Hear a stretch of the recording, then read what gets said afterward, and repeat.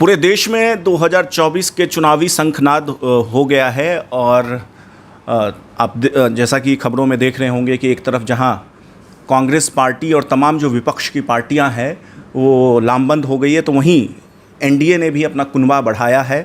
हमारे साथ बात करने के लिए हैं पूर्व लोकसभा के सांसद डॉक्टर अरुण कुमार, लोक जनशक्ति पार्टी के राष्ट्रीय उपाध्यक्ष भी हैं और कद्दावर नेता हैं बिहार की अगर बात करें तो। अरुण जी, बहुत स्वागत है आपका हिंदी माइक पे। जी। और चूँकि अब आप लोग औपचारिक तौर पे एनडीए का हिस्सा हैं, तो सबसे पहला सवाल बिहार को लेकर के मैं आपसे कर लेता हूं। क्या आपको लगता है कि जो वर्तमान में एनडीए गठबंधन, बिहार की परिप्रेक्ष्य में मैं बात कर रहा हूं, वो महागठबंधन कांग्रेस, जेडीयू, आरजेडी और लेफ्ट पार्टियां जितनी भी है, इन सबको एक टक्कर देने में 1-1 की अगर फाइट हुई तो टक्कर देने में सक्षम है? देखिए, वहाँ दो ही धारा है। एक धारा है जंगल राज का और दूसरा धारा है मंगल राज का। तो जंगल राज को मंगल राज कहने वाले लोग चले गए, तो फिर मंगल राज बनेगा। मंगल राज तो धारा तो दो चलेगी। नीतीश कुमार के जाने से अमंगल नहीं होने वाला है, मंगल राज चलेगा। भले व्यवधान पैदा हुआ है और उस व्यवधान से लोगों को भ्रम थोड़ा पैदा हुआ है, इसलिए जो लोग जंगल राज से परेशान थे वो तथाकथित मंगल राज के नाटक करने वाले नीतीश कुमार का चेहरा वहाँ जाने से साफ हो गया है। चूँकि इनका राजनीतिक हैसियत कद जो बढ़ा, उसमें अटल बिहारी वाजपेयी, आडवाणी और जॉर्ज फर्नांडिस के सम्मिलित प्रयास से बढ़ा और इस तरह का चेहरा लोगों ने उभारा। लेकिन ये अपने व्यक्तिगत स्वार्थ में, सत्ता के पदलोलुपता में ऐसे फंस गए कि सारे मूल्यों का परित्याग कर दिया, सारे मूल्य बदल गए। ये कभी सेकुलरिज्म की बात करते हैं तो कभी धोखेबाजी की बात करते हैं, और एक बार करते तो होता, कई पलटा पलटी हो गया। अब एक नोमेनक्लेचर हो गया पलटू चाचा का। अब जो पलटू चाचा कहते थे उनको भी अपने शब्दों का जो चयन उन्होंने किया था उसका विपरीत पर्यायवाची नहीं बन सका। तो ये जो घटनाएं घटित हुई हैं, इससे नीतीश कुमार का चेहरा साफ हो गया और वो अब जिन लोगों की आवाज़ बने थे, दलित, शोषित, गरीब, उस सोशल इंजीनियरिंग के नाम पर ऐसे लोगों को भी अति पिछड़ा का हिस्सा बना दिए। जो लोग एफ्लुएंट परिवार से आते थे, एफ्लुएंट सोसाइटी से आते थे, पॉलिटिकली डोमिनेंट समाज से आते थे, वैसे लोगों को भी बनाया और डाइल्यूट कर दिया कर्पूरी फार्मूले को। तो ये सारी चीज़ें हैं और ये सारी चीज़ें भाजपा, ये सारा कुकर्म भी छिपा हुआ था भाजपा के छाता में, वो सब एक्सपोज हो गया है।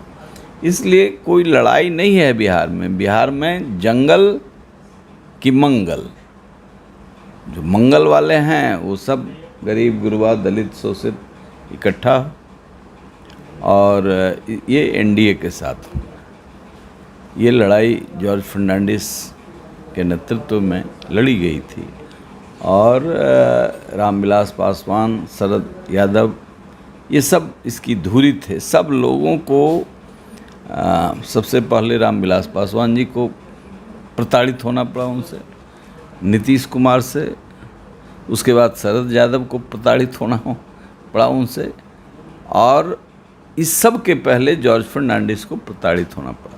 तो इनका चेहरा साफ हो गया है कि ये सत्ता लोलुप लोग हैं और इनके जमात में बालू और दारू वाले लोग, तो इन दोनों से तबाही भी है।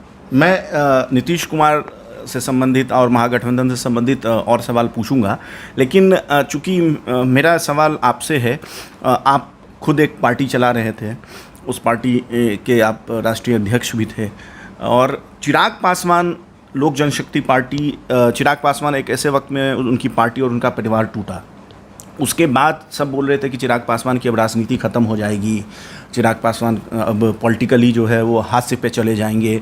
लेकिन ऐसे वक्त में आपने अपनी पार्टी का विलय किया लोजपा में, तो क्या आपको चिराग पासवान के अंदर दिखा? क्या उस वक्त, अभी तो चलिए ठीक है, उनका पॉलिटिकल वेट जो है धीरे धीरे बढ़ते जा रहा है, उन्होंने खुद को साबित भी किया है, लेकिन एक समय था जब सब चारों तरफ से उन पे प्रहार हो रहा था, और उस वक्त में आपने पार्टी ज्वाइन किया, तो उस वक्त क्या सोचकर आपने ज्वाइन किया था? क्या फ्यूचर, क्योंकि राजनीति में कुछ भी होता है वो भविष्य को देखते हुए भी होता है, कुछ तत्कालिक होता है तो कुछ भविष्य को देखते हुए भी होता है। ये देखिए, मैं भविष्य और वर्तमान देख करके राजनीति करता तो मैं नीतीश कुमार का पिछला गो बन जाता। जो हैं लोग, इनसे तो मैं भारी था ही वहाँ, हमको कई बार बुलाया गया, लेकिन मैं थोड़ा अलग ढंग से जीता हूँ। इमोशन है, चेतना है, संवेदनशीलता है। बहुत रामविलास पासवान जी के साथ मुझे काम करने का मौका नहीं मिला, लेकिन प्यार अनवरत कंसिस्टेंट हमको उनका मिला। हम जॉर्ज फर्नांडिस के साथ राजनीति किए हैं। नीतीश कुमार के हम कोई चेला नहीं थे, हम तो जॉर्ज फर्नांडिस के चेला थे। तो हम जॉर्ज फर्नांडिस के साथ रहे, लेकिन बीच के कालक्रम में हम रामविलास पासवान जी के साथ भी हुए उनके आग्रह से, लेकिन हमारा टिकट काट दिया गया था। चूँकि ये लोग कुछ कालनेमी जो वहाँ थे, जो अभी पार्टी तोड़ने में थे, तो ये कालनेमी लोग कौन कौन है कालनेमी? नाम भी बता नाम हम नहीं बताएंगे। नाम ठीक है, आप भी जानते हैं। हाँ ठीक है, हाँ। समझ गया मैं, पब्लिक भी समझ ही जाएगी। हाँ, पब्लिक भी समझ जाएगी। ये कालनेमी लोगों ने कान भरा कि पार्टी वही तोड़े थे। तो भाई, मैं उस समय जॉर्ज फर्नांडिस और नीतीश कुमार के साथ था। जरूर हम ये चाहते थे कि सरकार बने। जो लोग टूटना चाहते थे, बिकना चाहते थे, वो टूटे बिके, लेकिन उसका लाभ कौन लोग लिए? हमने तो कोई लाभ नहीं लिया। तो उसके बावजूद माननीय रामविलास पासवान जी का स्नेह प्यार हमको मिलता रहा। जितना भी लोग, उस पार्टी में हमारा टिकट कट गया, इन लोगों ने घेरा, फिर भी मेरे ओर से मैंने कहा था एक शब्द नहीं बोलूँगा। टिकट कटने के बाद भी एक शब्द नहीं बोला। मेरे लिए सम्मान के भाव थे, चूँकि व्यक्तिगत प्यार उनसे बहुत मिला था। मैं वैसा नहीं हूँ कि नीतीश जी ने जो राबड़ी देवी के लिए कहा, लालू जी के लिए कहा, वो बात करके भी दोनों कैसे सटे हुए हैं। तो वो स्वभाव का मेरा नहीं है। मेरा लाइकिंग डिसलाइकिंग बिल्कुल स्पष्ट है। और वह कालखंड था कि वही कालनेमी सब चिराग पासवान को हाशिए पर लाने में लगे हुए थे। तो मैं अपना धर्म या मेरा इमोशंस ये काम किया कि चिराग पासवान आज संकट में है, और चिराग पासवान के साथ पार्लियामेंट में मैं रह चुका था, दूसरी पार्टी से ही सही, लेकिन था। तो मैं बोलने, चालने, समझने और राजनीति को परखने वाला एक व्यक्ति के रूप में मैं देख रहा था। अब ये भ्रूण हत्या की कोशिश की जा रही थी वैसे कालनेमियों से जिनको राजनीति का कोई मतलब नहीं था।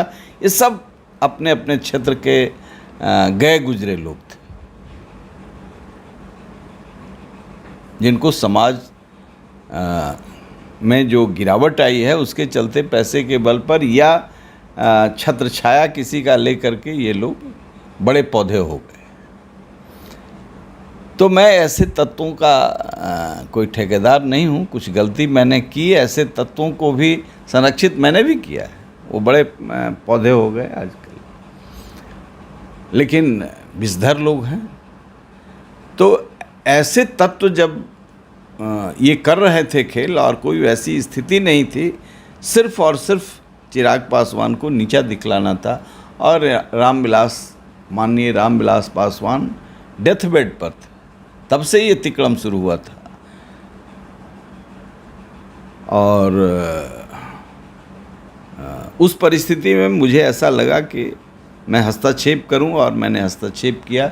मैं भविष्य देख करके हस्तक्षेप नहीं कर रहा था। ये जरूर मैं भविष्य देख रहा था, मैं कल रहूं या ना रहूं, चिराग पासवान को लंबी राजनीति करनी है, कोई हानि ना हो जाए। बिहार का भविष्य है जिसमें संभावना है, तो कोई हानि नहीं हो जाए, इसलिए मैं कूद पड़ा। और मैं हूँ और मेरा संकल्प है कि उस संकल्प के साथ मैं काम कर रहा हूँ। मेरी जो भी ताकत अर्जित ताकत है, इसीलिए ये कोई शर्त और ये के साथ नहीं, मैंने वो पार्टी को मर्ज करा दिया और हमने सोचा कि साथ रह करके बेहतर तरीके से काम किया जाएगा। चूँकि अभी पार्टी में जब टूट हुई, लोजपा की बात कर रहा हूँ मैं, जिस वक्त लोक जनशक्ति पार्टी थी, उसका लोजपा आर बनी, राष्ट्रीय आर एलजेपी बनी। इस वक्त दोनों एनडीए का हिस्सा है और दोनों गुट के तरफ से अपने अपने दावे किए जा रहे थे कि ये मैं जो हूँ वो रामविलास पासवान जी के का असली उत्तराधिकारी हूँ।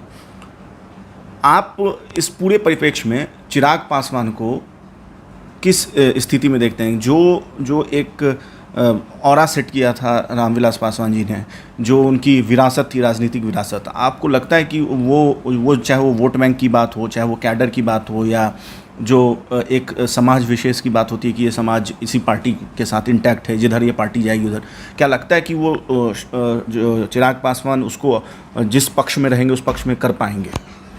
देखिए, चिराग पासवान को विरासत संपूर्ण रूप से मिल गया, लेकिन संघर्ष के बदौलत विरासत के ही तत्वों को नहीं सहेजा, बल्कि across the caste, across the religion अपना डोमेन का विस्तार किया। और आज के डेट में जितने कल के भविष्य दिखते हैं, उसमें चिराग पासवान एक चमकते सितारे हैं। और जितना कैलकुलेटिव और बैलेंस और सोसाइटी को इंक्लूसिव करते हुए जो पॉलिटिक्स डिमांड है बिहार का, जिस इमारत को हमारे पूर्वजों ने बनाया था, उसको खड़हर में नीतीश कुमार ने तब्दील कर दिया है। तो खड़हर को एक नए सिरे से समतल करके उस पर एक बुलंद इमारत बने, इसका दायित्व चिराग पासवान पर है। और वह बखूबी इस दिशा में मजबूती से हर कदम आगे बढ़ा रहे हैं। और जो हनुमान कहे जाते थे नरेंद्र मोदी के, वो परसों एनडीए में जब मिलन हुआ तो वो साबित भी हो गया कि जो गेस्चर दिया भारतीय जनता पार्टी ने वो अद्भुत था और इसका लाभ एनडीए को मिलेगा, बहुत मिलेगा। एक चीज़ देखा गया पिछले दिनों की अगर बात कर ले, ये पिछला पंचवर्षीय जो था 2019 लोकसभा से बात कर लेते हैं और 2020 का विधानसभा, बीजेपी को बाकी जो बिहार की पार्टियां हैं, एनडीए की जो सहयोगी पार्टियां हैं, उसकी याद तब आती है जब नीतीश कुमार बीजेपी के पीठ में खंजर भोंकते हैं या बीजेपी का हाथ छुड़ाते हैं। लेकिन जैसे ही नीतीश कुमार इस तरफ पलटी मारने की आने की कोशिश करते हैं तो बीजेपी सब कुछ भुला के उनको गले मिला लेती है। इस बार क्या एश्योरिटी है? क्या भारतीय जनता पार्टी की तरफ से कुछ ऐसा आश्वासन, चूंकि आप भी गए थे एनडीए के मीटिंग में, कुछ ऐसा आश्वासन मिला है कि अब नीतीश कुमार से कोई समझौता नहीं होगा, बाकी जो होगा सो होगा? देखिए, नीतीश कुमार को मुख्यमंत्री नीतीश कुमार बनाने में भारतीय जनता पार्टी ने बड़ी पूंजी लगाई है। तो जो पूंजी लगाने वाला होता है उसको मोह जाता नहीं है जल्दी, इसलिए भ्रम पैदा करने में बराबर वो रहे। लेकिन अब मैं समझता हूँ कि जो पूंजी लगाई उसको व्यर्थ मान करके भारतीय जनता पार्टी समझ रही है कि उससे हमारे संकल्पों में कैंसरस ग्रोथ होगा, उसको आगे नहीं बढ़ाना चाहिए, काट के उसका सर्जरी करना चाहिए। और इस बार खासकर जो चाणक्य हैं भारतीय जनता पार्टी के, अमित शाह जी ने स्पष्ट तौर पर कहा कि उनके नीतीश कुमार के लिए दरवाज़ा भाजपा का बंद हो गया, एनडीए का बंद। तो मैं नहीं समझता हूँ कि अब कोई उनका स्कोप बनता है, लेकिन आएंगे भी तो हमको लगता है कि वो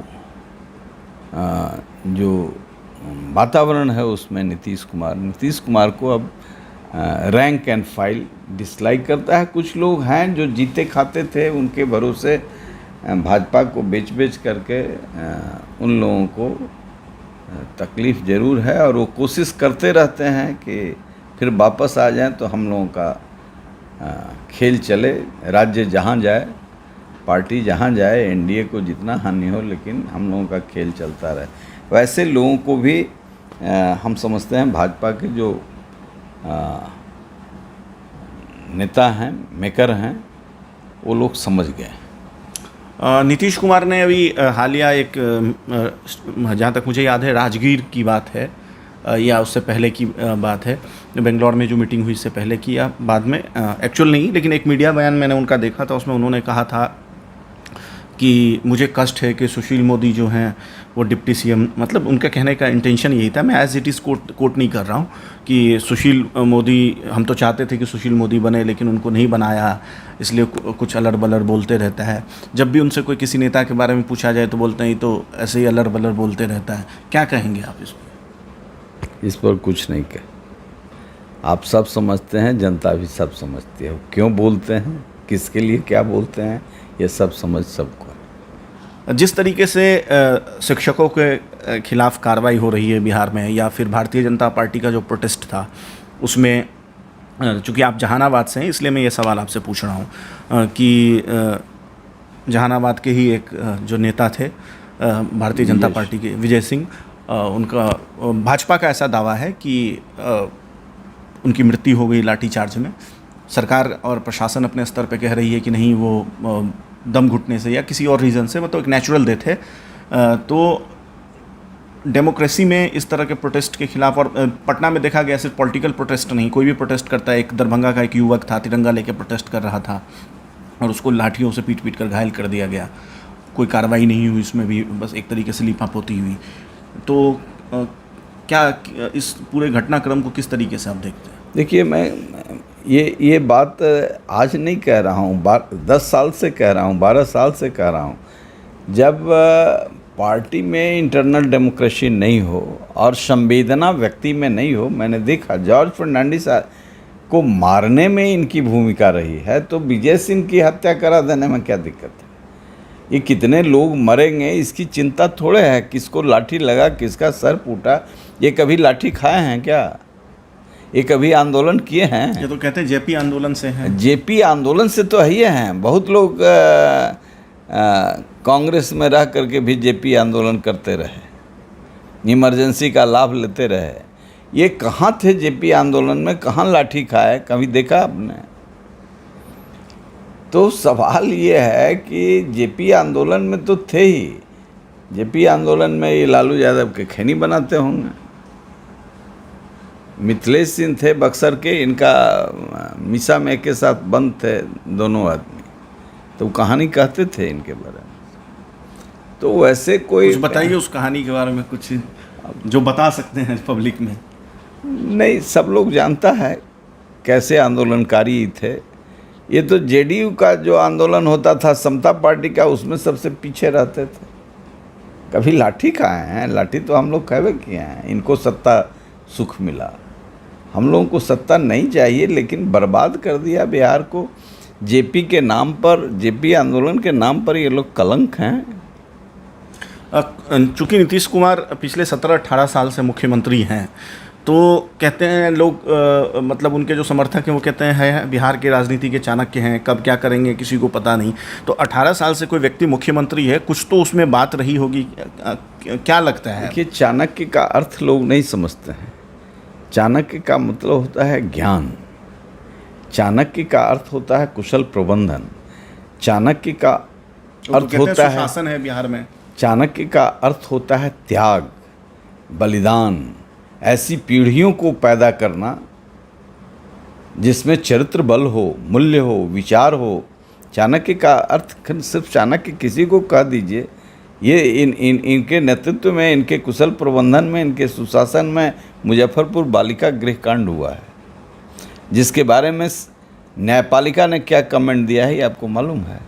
all white coloured people are being served by the state government led by Nitish Kumar.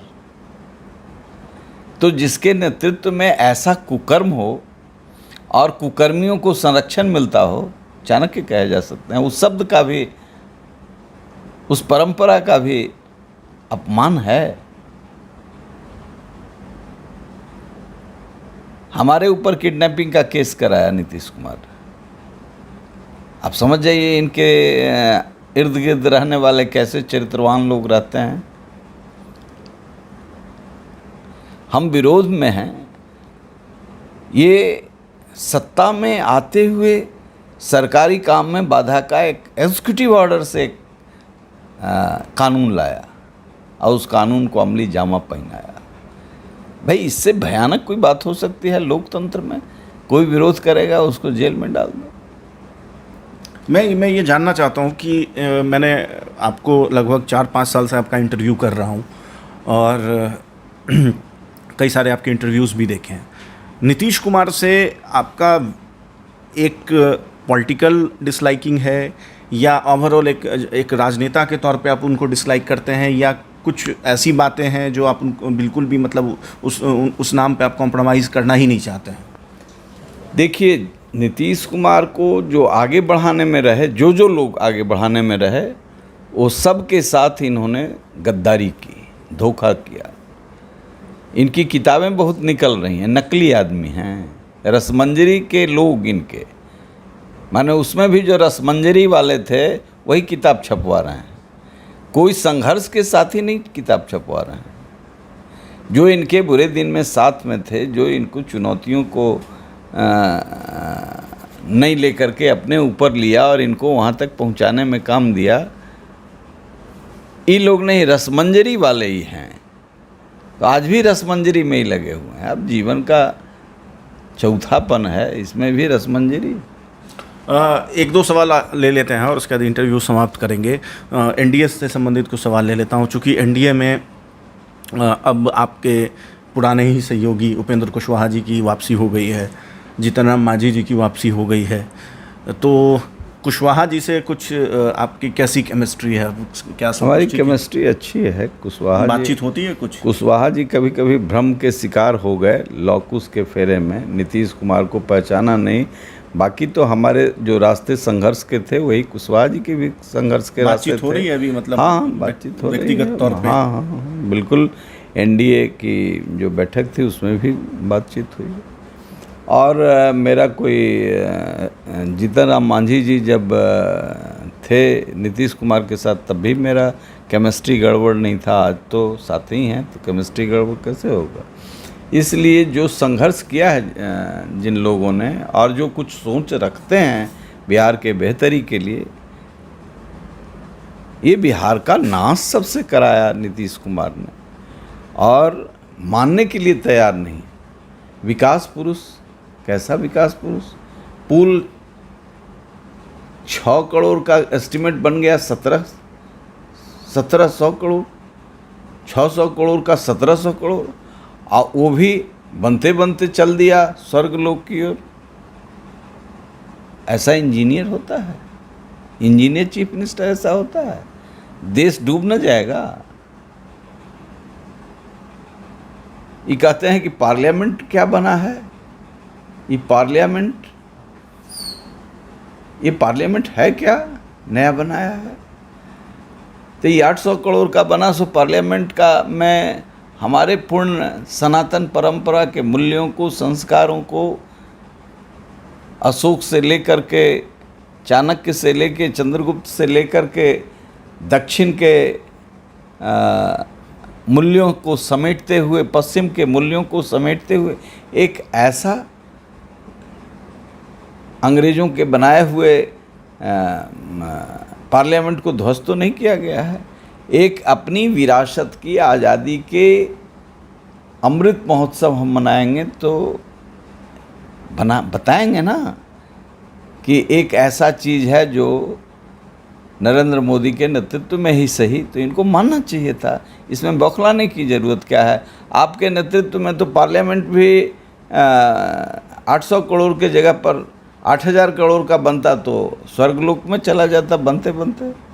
आपके नेतृत्व में तो 20 पुल धंस गया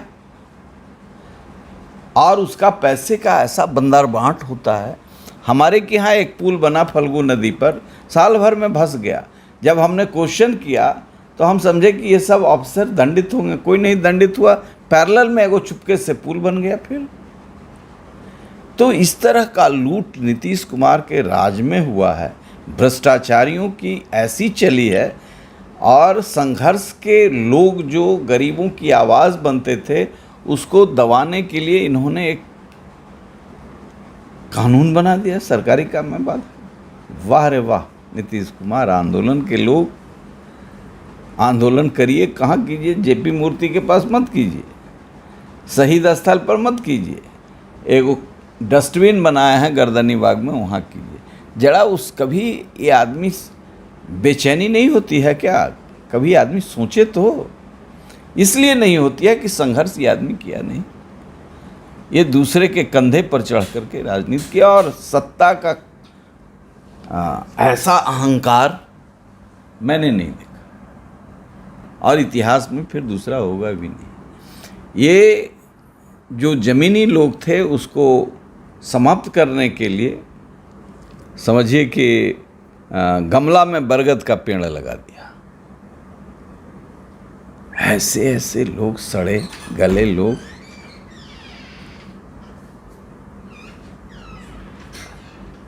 नाश कर दिया बिहार को। एक आखिरी सवाल है, चूँकि मुख्यमंत्री नीतीश कुमार जब भी एनडीए से अलग हुए हैं दोनों बार, चाहे 2013-14 की बात कर लें या अभी की बात कर लें, उनको प्रधानमंत्री मोदी नाम से एक विशेष तौर पे दिक्कत रहती है। इस बार भी उन्होंने कहा कि देश को बर्बाद कर दिया, सिर्फ प्रचार करते हैं प्रधानमंत्री। आपको क्या लगता है कि नीतीश कुमार को पीएम मोदी से क्या प्रॉब्लम होगी? भाई लोभ है, पीएम बनने का कुंठा है। वो देखे हैं कि हम कुछ नहीं थे, मुख्यमंत्री बन गया, 17 साल रहे। कहीं ऐसा ही चांस लग जाए, धोखा दे दें, हम देश को गुमराह करके बन जाएं, नेताओं की परिस्थिति का लाभ लें। भाई कांग्रेस पार्टी इतनी बड़ी पार्टी देश में है, वो इनको प्रधानमंत्री बना देगा। ये समझ रहे हैं। क्रेडिट तो ले रही है कि सबको देखिए अब नीतीश कुमार ने इकट्ठा कर दिया। बोल तो रहे हैं, ललन सिंह ने बोला है, मुंह लटका करके आके कह गए थे, बोले कि हम तो आगे हमारी फ्लाइट वगैरह कुछ थी, फ्लाइट थी, चार्टर्ड फ्लाइट से गए हुए थे। कौन सी फ्लाइट छूट रही थी? 4 बजे फ्लाइट छूट रही थी। उन्होंने कहा कि 9 बज गया था। मुझे राजगीर से प्रेम था, मुझे तो राजगीर की याद आ रही थी, तो इसलिए राजगीर की याद आ रही थी तो कहा के लिए मीटिंग यहाँ की राजगीर में करते। अरे भाई वहाँ लिख दिया, सब जगह पोस्टर लग गया ना। क्या पोस्टर लगा सो पूरा देश जान गया। एयरपोर्ट से उतरे सो मीटिंग के स्थल तक खाली पोस्टर था। कांग्रेस वाले समझ गए कि ये आदमी जाली आदमी। चूंकि देखिए वो तो आरोप लगा कि बीजेपी का जो स्टेट यूनिट है उसने लगवाया। अरे वो स्टेट यूनिट लगाया, सरकार इनकी थी, लगाते समय कहे नहीं पकड़े? किसी को पकड़ते ना भाई। और कहता था कि हम भाजपा के हैं, हम लगवा रहे हैं। वो तो देखा कि अरे सब खत्म कर देगा ये आदमी।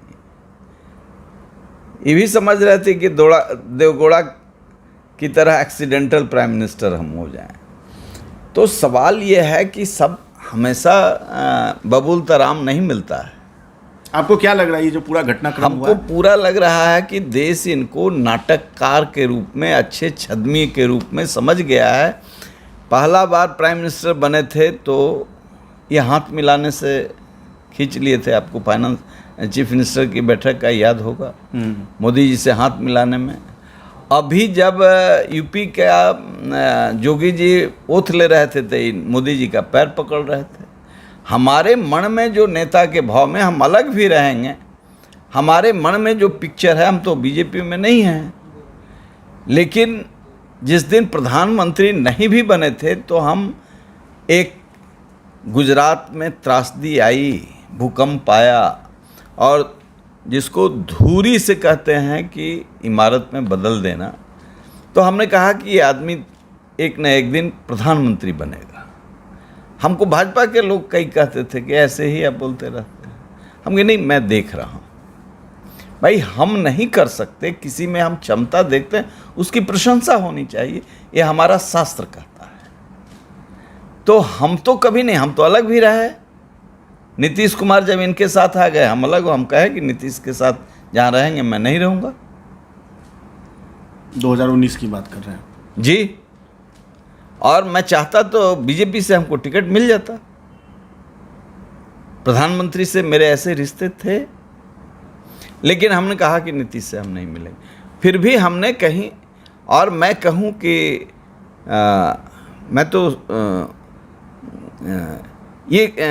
जो नाटक देखा कि ये पैर पकड़ रहे हैं, पीछे में गाली देते हैं, हम लोग तो कभी नहीं, हम लोगों का संस्कार नहीं है न्योता दे के विजय गायब करने का।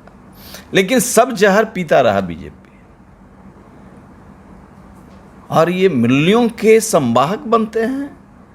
इनके राज में तो ऐसा हो रहा है, अभी बिहार में देखिए ना, अभी जो हो रहा है प्रतिदिन महिलाओं के साथ जो हो रहा है, ऐसा लगता है कि पूरे लोग डेस्परेट हो गए हैं। कहीं कोई पुलिस की भूमिका नहीं है, पुलिस दारू में लगा हुआ है, और दारू का 50,000 करोड़ का अवैध व्यापार हो रहा है, और गरीब लोग जो ताड़ी बनाते हैं वे लोग जेल में हैं। बड़े प्रसन्न होते हैं, इतने लोग जेल में हैं। जिसके पास पैसा नहीं है, दारू वाला तो 1,000 करोड़ का आदमी है, उसके पास तो वकील भी हो जाएगा, वो बाहर आ जाएगा या जेबे नहीं करेगा। लेकिन 50 से 60,000 70,000 लोग जेल में है, उसके लिए पैरवी करने के लिए पैसा नहीं। तो ऐसा संवेदनहीन व्यक्ति बिहार में बैठा हुआ है। हम इस कलंक को मिटाना चाहते हैं। ये जो इंडिया नाम की महागठबंधन तैयार हुई है, इसमें मैं चूँकि मेरे दिमाग में ये सवाल आ गया, क्या लगता है ये जितने दल वहाँ 28 दल शामिल हुए थे, चुनाव आते आते ये सभी इकट्ठे रह पाएंगे राष्ट्रीय स्तर पे? तो 1 to 1 का पहले तो इंडिया जो है तो बहुत लोग प्रसन्न होता है। गांव देहात में आप देखे होंगे कि वो मैट्रिक पास नहीं है, एसपी साहब लोग कहते हैं, बड़ा खुश होता है। तो ये कुछ हो या ना हो, इंडिया के प्रतिनिधि बनने के लिए परेशान हैं। राष्ट्र ऐसे लोगों के हाथ में जाएगा नहीं, तो कम से कम ये इंडिया अपने को कह करके वो नाटक कर लिए, ठीक है, गठबंधन ये इंटैक्ट रहेगी 28 दलों की। आपको क्या लगता है?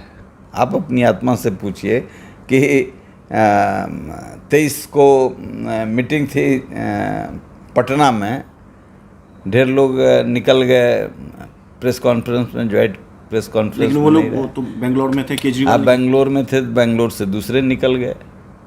कितना कंट्राडिक्शन है, कितना ये लोग घुट घुट के मोदी हटाओ कर रहे हैं। तो नीतीश कुमार बोले कि अभी तो ऐन वक्त पे असली पत्ता खुलेगा, और कई सारे ऐसे दल हैं जो हम उनको शामिल करवाएंगे ऐन वक्त पे, नहीं अभी से हल्ला करेंगे तो ईडी और सीबीआई भेज देंगे मोदी जी। हाँ, सृजन घोटाला में ये हैं, प्रोसेस में न है। ईडी को और अथी को सीधे सीबीआई को भेजना रहता तो इनको तो अब तक जेल में होना चाहिए था। प्रोसेस में है, जांच चल रहा है। 8 साल पर उस फाइल पर पड़े रहे जिसमें हजारों करोड़ का लूट हुआ, और ऐसे लोग लूट रहे थे जिनके यहाँ नीतीश कुमार रात्रि विश्राम करते थे। अब इससे बड़ा क्या होगा? लेकिन उनकी मर्यादा तो बची हुई है। बड़े ईमानदार लोगों में से हैं। सृजन घोटाला हम किए हैं, अब बताइए।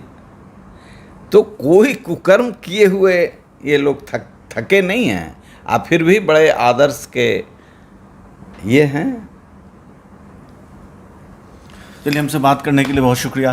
तो देखिए, ये थे डॉक्टर अरुण कुमार, जहानाबाद के पूर्व सांसद, लोक जनशक्ति पार्टी के राष्ट्रीय उपाध्यक्ष, और इन्होंने 2024 मुख्यमंत्री नीतीश कुमार और एनडीए गठबंधन को लेकर के बहुत साफगोई से अपनी बात रखी। अगर आपको ये इंटरव्यू अच्छा लगे तो हमारे चैनल को लाइक करें, सब्सक्राइब करें। नमस्कार।